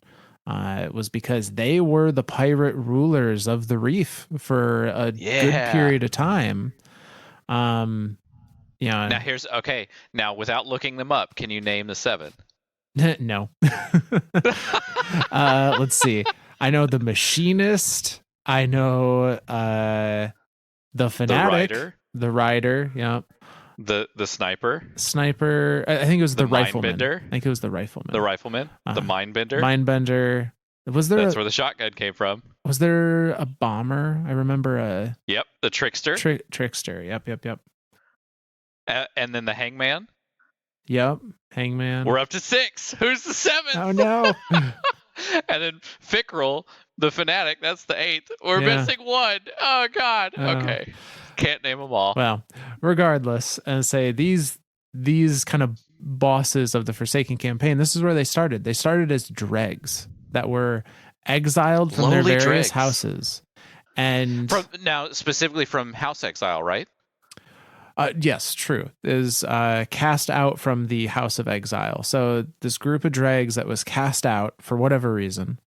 And they kind of decided, well, fuck you too then. We're just gonna steal your stuff. And they were good at it. We can do this too. Yeah, they pillaged their other Eliksni encampments for supplies and grew into captain/Kel size by the time we see them, at least. Yeah. And they become enough of a problem that Petra has to call in a favor with Cade and a fire team. And that's the bit you see in that comic book is Cade kind of gathering the fire team and then having that showdown with the barons. And like you were saying, all of that happens like what, maybe a week or two before, maybe a month before Forsaken launches. But Like that, all of all of it, that. it released to us about a month before Forsaken. In the timeline, it takes place somewhere between the end of the Red War and the beginning of Forsaken. Okay, There okay. isn't any direct, like, it was I was exactly I this was long. always under the assumption of like it happened, and then like a month later, Forsaken comes out, and the events of Forsaken happen, which of course we're going to talk about. Yes. I don't know. They don't give us enough info to really know exactly. I think maybe a couple months, certainly not years by any means. Sure. Uh, Well, because like what we were saying before, like a year in our time that passes, like from yeah. Beyond Light to Witch Queen, that's a year that passed in game. Like that's a year that passed for us. That is also a year that passed in game. Like we are playing the game at the same pace that the game is happening. Yeah. Yeah. I guess is a good way to put. That's kind of hard to word, but that's what it is. Like yeah. we in real time are playing the game in real time. Like it's all happening at that pace. So they say here, and in the comic as well, they captured 7 of the original 8 of these barons and tossed them in the deepest, darkest pits of the prison of elders. But number 8, the fanatic, no one knew what happened to him. You know, they disappeared in But the but gunfight. we do. But we do. And we can see that this is something we've read before as part of the Awoken series, but it's relevant here too. So we're going to do a rereading of The Fanatic, Part 2, from the lore book The Forsaken Prince. And now remember, this is at a time where Aldrin is leading House of Dusk alongside the previous leadership of the House of Kings.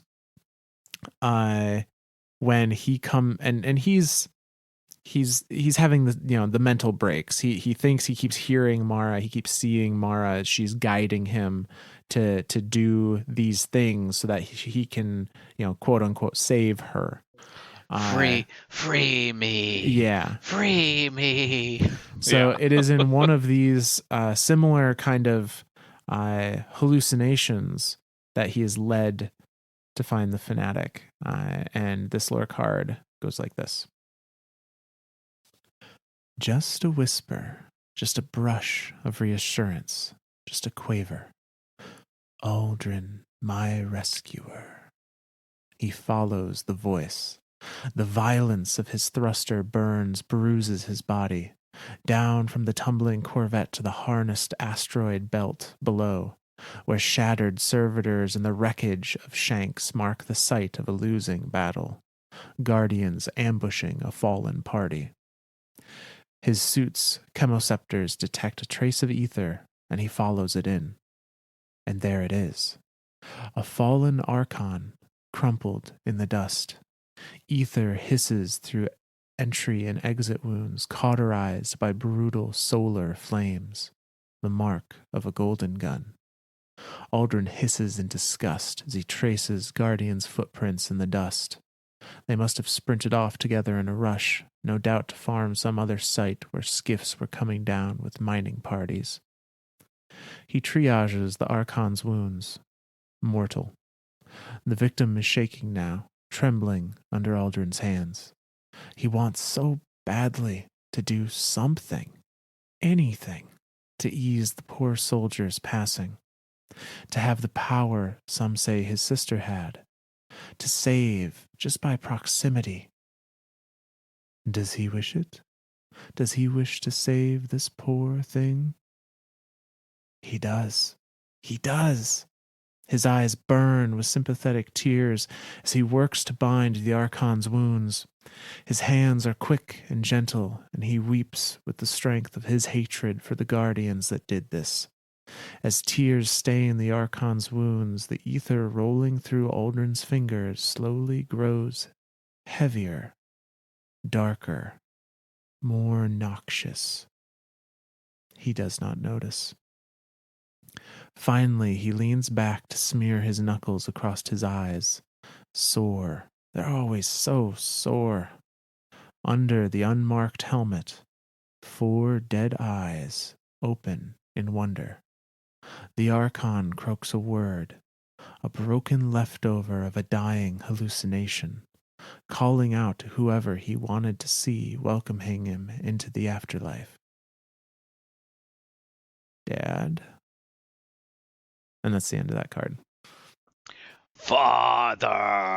It's I love that scene. I love that scene so much. So that's the creation of Dark Ether and the first Scorn race. Yes. Scorn of a race. Being Fickrell the Fanatic, who was an Archon. And remember the Archons, they're the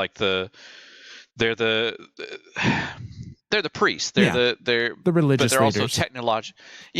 but they're also technologically advanced. Like they're the servitor workers. Like they're Yes. the ones that build and service the servitors. So like there's a it's of all the barons, and I put that in quotations, to find the Archon amongst them all is kind of a big deal and super fortuitous for the barons themselves to basically not lose this guy, but I mean to not lose him, but then to lose him, like it's Right, know. yeah. But then to then be raised as a undead Eliksni, now a Scorn. So yeah, all because of Uldren and the corruption that was happening from a taken Riven that had corrupted Uldren to the point of like thinking he's seeing visions of his sister, to then be poured into, and that whole like, does he wish it? Like that's wish magic. That's what it is. That's Riven. Does he want it? Does it? That's Riven. That's So yeah, so that's yeah.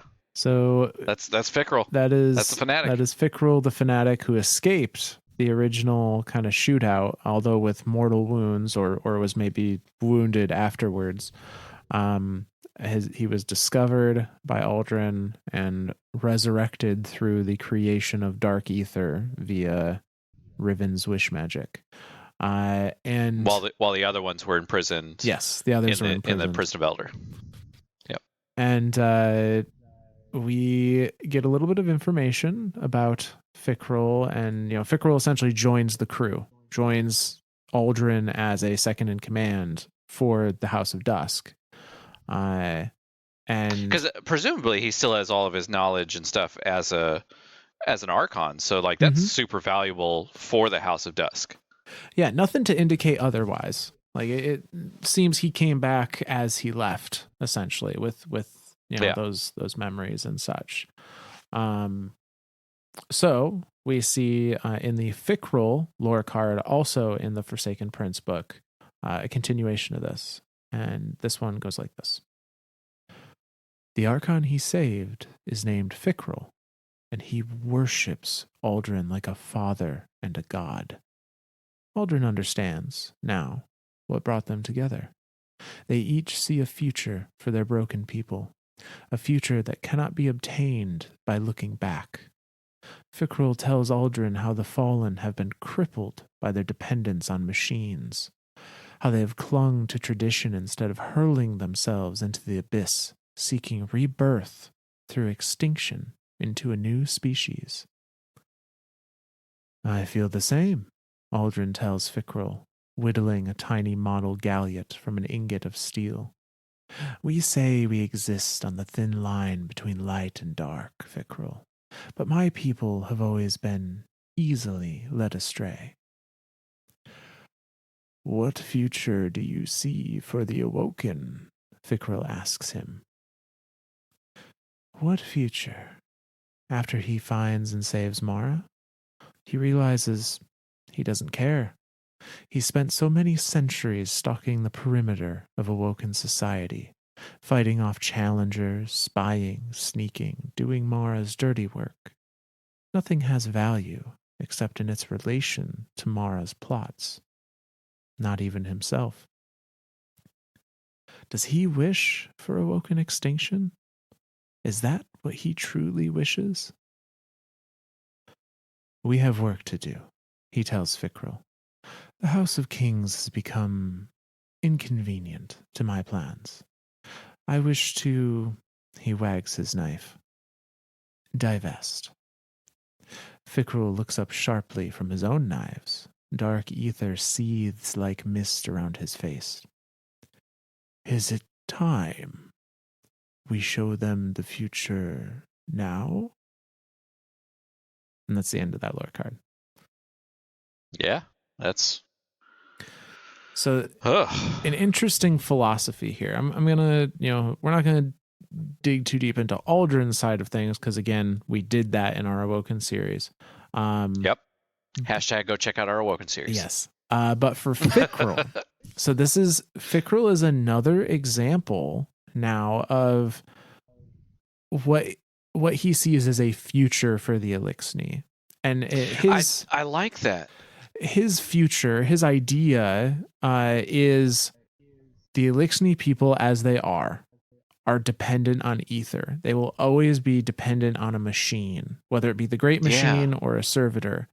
We need to, in his case, literally become something else. And so Fickrell sees his resurrection into a Scorn who does not need ether, by the way. He sees his resurrection not into even like dark ether. Like dark ether is just how he becomes rezzed. Right. There's no indication that Scorn require an ether supply to survive after resurrection. And so he sees that as a liberation. He's like, let the Eliksni people die. Let them go extinct so that they can be resurrected without this weakness. Yeah. Almost like an evolution, right? Like a forced evolution. Is the next, but yeah. Yeah, this is the next evolution of Eliksni. Like the Scorn, albeit he's one of a kind right now, is the next way of life. Like that's how the Eliksni people are no longer fallen, or that's how they free themselves from all this dependency on ether and machines and broken houses and even again looking at Uldren's side, like, well, this House of Kings that I formed up with to form this House of Dusk, I don't need them anymore. Screw them. If I can just create you being the fanatic, like if I can create Scorn, screw it. I have no use for this house. They're still chasing old ideas and old patterns and stuff. That's not going to work. So yeah, it's I do like the I like the idea that Fickrell is like, this is how we move forward, albeit in like a really kind of messed up way that they need that Fickrell sees that they need to move forward. Oh yes. But to see for another Eliksni to see like, hey, there can be a way forward. Now again, I look at it as like the three different, well, maybe not three, maybe it's mainly just two, but we'll include Varix just for the hell of it. So you have Mithrax looking at his people going, I will be the new Kel. I will lead the people. Like if we want to worship the Great Machine, sweet, let's do it. Let's make the most of it. Let's not do, let's have a life of forgiveness, of not having to kill everything around us. Let's start living the way that the people that follow the Traveler live. And then you have Fickrell of like, no, that like obviously they're not butting heads with each other, but Fickrell's in his way is like, this is the way the Eliksni people need to move forward. We need to become, the Eliksni need to become extinct, and we need to rise as this new race, as this new non-machine dependent, non-ether dependent, new beings in existence. And then you have Varix, who's just like super sad about everything. Yeah. Who's like our people suck. We suck. We're so bad. We just, why can't we have nice things? Like that's but those really are kind of the two. And then of course, like I Spider, who's like merchandising, yeah, like that's obviously there's like a way of life there. So we kind of have, again, I'll take Varix back out because he's just kind of he's just kind of like the sad, lonely He has a want Eliksni. for his people to return to how they were, but he doesn't necessarily have a strategy for that. Right. And no strategy, no means, no true way of like accomplishing the let's return to our golden age, our the days on Reese and all that stuff. So like he has the want and but maybe not necessarily the drive or means or whatever. But then like the other three, like Fickrel, Mithrax, and Spider. These are three true paths that the Eliksni are now on. Maybe not as like a whole as a race. Each one of them are happening individually, independent of each other, and they just happen to be happening kind of all at the same time. Yeah.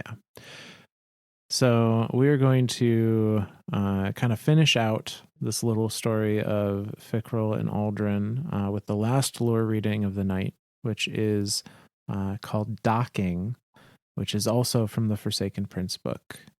And it goes like this. Honorless at the end, gasps the former King of Kells. Faithless and false, your sister's will kept us from the great machine, Aldrin Sov. She challenged the wolves by right of noble lineage, but you skulk in shadows and filth. You hide behind your bruises like a dreg. Funny you should mention that, Aldrin sneers. He knows he's sneering, but this worthless thing deserves it. What did the Kell of Kings ever want? To go backwards? More servitors? More machines? More of the past? Aldrin sees now that extinction is only the beginning, that the bones of what you become can act more powerfully than the flesh of what you left behind. Fickrel, he gestures. Shattered servitors and dead fallen loom in ether-frosted mounds behind Fickrel.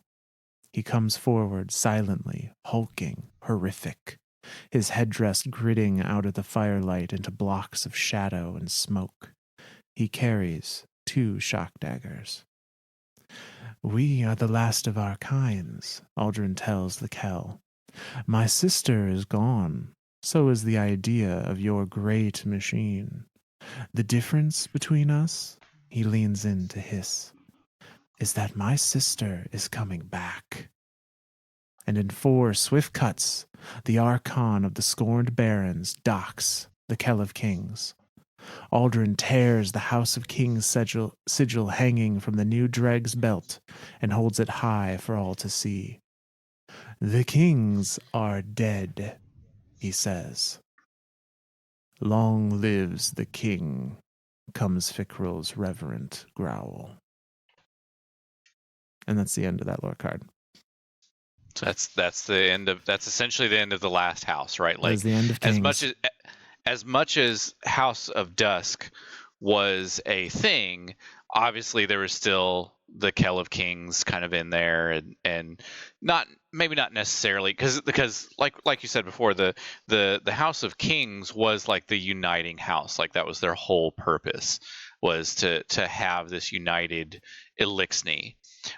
But I think even that's such an odd concept, right? To have these different houses as kind of separate from each other, but then to have one to be like, well, let's unite them all, but it's still under its own house. So it's like you've got conflicting ideas there. So even as a Kell of that house, that would be like a conflicting thought within itself. Like, let's unite, but I still want to be a Kell, so I still want to be the Kell of Kings. So it's like for the Kell of Kings to still kind of exist in that capacity, and then Aldrin being like, suck, suck, suck, suck. That's it. Like, now you're a dreg. Sucks to suck, bro. Yeah, like Aldrin is now making a offensive move to be the sole, source of power, the sole leadership, and presumably from his discussion with Fickrel and his, the sentiments he talked about there, that the bones of what you become are stronger than the flesh of what you leave behind. I assume that he is going to have that mound of Eliksni, corpses that Fickrel has created, just turned into the first, first of the Scorn army that will Yep. be under his control. Yep. And those are all the Scorn that we fight throughout Forsaken. All the Screebs and stuff. I wonder where a Screeb comes from. Yeah, I don't know. Hopefully not a Because I small like one. there's no. Oh no. Oh no, I know. you did not. It's the only thing that size though. Oh no. I can't kill Screams anymore. I can't do it. I'm never shooting a Scream ever again. I can't do it, Myth. You ruined it. I can't. In my head I was like, well, maybe it's just a dreg, right? But no, they don't even like look like dregs. They look like Smallin. Oh god. I've killed so many Smallin. Oh god. It's okay, they're corrupt, right? Yes, Like that's they're corrupt. Can we is that they're is that gonna justifiable? they're just gonna explode anyway. God damn it. Why, Myth? Why? Like, this is why we can't have nice things. This is why Varix wants better for his people. God, that's so sad. Like I can't do it now. I cannot shoot a Scream from now on. I won't do it. I refuse. I cannot do it. Wow, that was kind of a dark thing to end on. But, oh well, that's what we got. Well, on that note, that completes our readings for tonight. Yeah, see you next time. No. So now we've seen truly the last of the houses. Like, yep. The one question I have out of that one is that the last of House Dusk? Like, we know that's the last of House Kings, but is even that as Dusk now completely disbanded? They still pop up as throughout the timeline, but I think this is obviously a severe blow to their leadership, and kind of ends them as any kind of organized threat. Sure. Because the ones that Aldrin retains control over, he does so by making them Scorn. I was going to say, he just kills them and rests them as Scorn. Right. So, yeah. God, that's kind of mind blowing. Is Aldrin Anakin? Oh my god. You could draw some parallels, I guess. He kills all the younglings. Oh my god. Okay, well, that's where we made it to tonight. I guess shout outs? Yeah, so we do have a shout out for tonight that comes to us from Apple Podcast. A review submitted by a DDH England, who I assume is in the UK. They say, discovered you guys. We're international. Yay. Yay. They say, discovered you guys a couple weeks ago and have been obsessed. You guys have a good dynamic and an awesome structure. I love the chapter reads followed by recap and reaction. It really brings the whole Destiny lore to life. One question though, would you guys ever do interviews? I feel that My Name is Bife would be a great one due to the fact that you are all lore daddies. Keep up the grind. Appreciate it.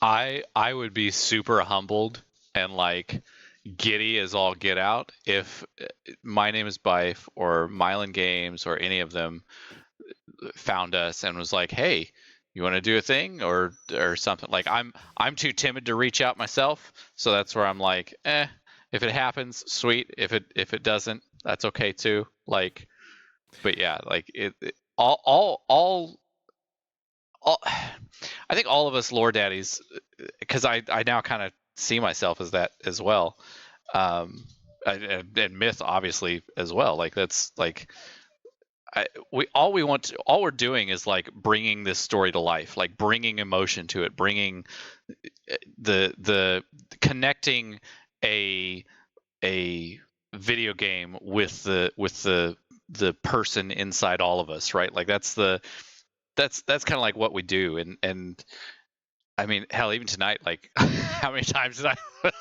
I'm straight up crying during some of these lore readings. Like, yeah, it's super. God, that's super nice things to say. Yeah. Thank you. No, thank you very much. And I mean, certainly be open to interviews or I'm not collab gonna of some say no. sort. I say we realize we're pretty small potatoes by comparison to someone like a We Buff are. or a Mylan or whatnot. But you never know. Maybe one day be pretty cool. Yeah. Yeah. All All right. Well, any other shout outs there then? right. So that's the only direct shout out for tonight. But do just want to say we did have a couple of requests on Twitter. Due to the whole Telesto taking over the game thing, Yeah. of people wondering like, oh, you guys going to cover Telesto and what's going on with the community event or possible community event, all that. And I responded on there, but we did do a short little like 10-minute. This is what Telesto is, and this is the lore around it in a very short YouTube video, which was also kind of a beta test for a couple of things that we've been wanting to do. We might be having stuff coming next year. Maybe. But so yeah, check that out if you're interested in Telesto. But we'll leave the like community puzzles and code breaking and those kinds of things. We'll leave those to, you know, the two of us are not smart enough to beat like a community of millions. I wish. No. Yeah. No. But no, so check out that little Telesto video if you're interested. It's on our YouTube and on our Twitter. But otherwise, you know, just thank you everyone for continuing to listen. Say we enjoy making it as much as we hope you enjoy listening. So absolutely. Yeah. All right. Well, let's see here. I gotta thank someone. I don't know. Tonight's reading was emotional. I don't know who to thank here. Oh hell, we'll thank Mithrax. No. We're gonna thank you, the player guardian, for sparing Mithrax. For keeping him alive. That's the thanks that comes out tonight. Thank you, VIP 2014, player guardian, who was kind enough to spare a life. Remember, a little kindness goes a long way. It might turn into a DLC 2 years later. This is also true, and several seasons. Yeah. All right. Anything else, Myth? That's it for me. All righty. Well, then from all of us lore daddies to all of you guardians out there, we'll see you next time.